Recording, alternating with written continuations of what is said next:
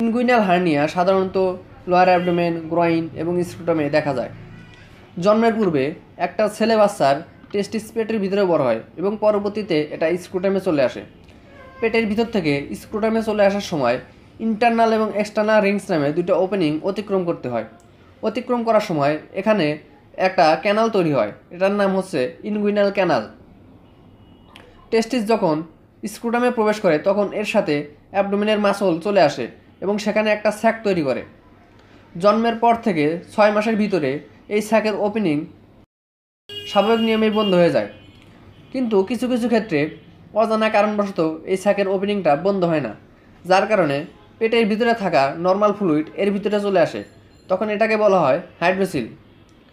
আবার অনেক সময় এই ওপেনিংটা অনেক বড় থাকে, যার কারণে পেটের ভিতরে থাকা ইন্টেস্টাইনের কিছু অংশ এর ভিতরে চলে আসে, তখন এটাকে বলা হয় হার্নিয়া।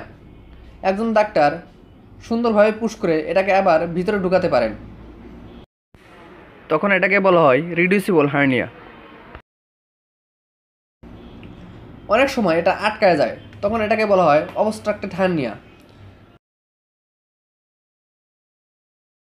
আটকানো অবস্থা 6 ঘন্টার বেশি থাকলে এখানে ব্লাড সাপ্লাই কমে যায় এবং এটা পচে যেতে শুরু করে, তখন এটাকে বলা হয় স্ট্রাঙ্গুলেটেড হার্নিয়া।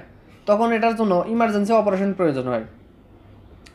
অপারেশন করে স্যাক রিমুভ করা হয় এবং ওটাকে ক্যানালটাকে বন্ধ করে দেওয়া হয় যাতে পরবর্তীতে আর কোনো সমস্যা না হয়। অপারেশনের শুরুতে একজন সার্জনকে হার্নিয়ার কাছে একটা ছোট্ট ইনজেকশন দিতে হয়।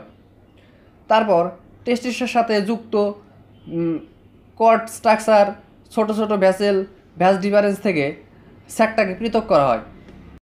তারপর স্যাকটা ওপেন করে দেখতে হয় ভিতরে কোনো কন্টেন্ট আছে কিনা। বেশিরভাগ ক্ষেত্রে এটা খালি থাকে।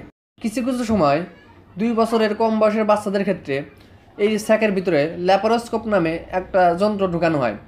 ল্যাপারোস্কোপের সাথে ক্যামেরা যুক্ত থাকে, এটা ভিতরের রিং দেখতে সার্জনকে সাহায্য করে এবং ভিতরের দিকেও যদি হার্নিয়া থাকে সেটাও একই নিয়মে রিপেয়ার করতে হয়। সবশেষে ডিসলভেবল সুচার দিয়ে স্কিন ক্লোজ করে টেপ ড্রেসিং দিতে হয়। অনেক সময় সার্জন বাচ্চার পেইন কন্ট্রোল করার জন্য অ্যানেস্থেসিয়া ইনজেকশন দিতে পারে।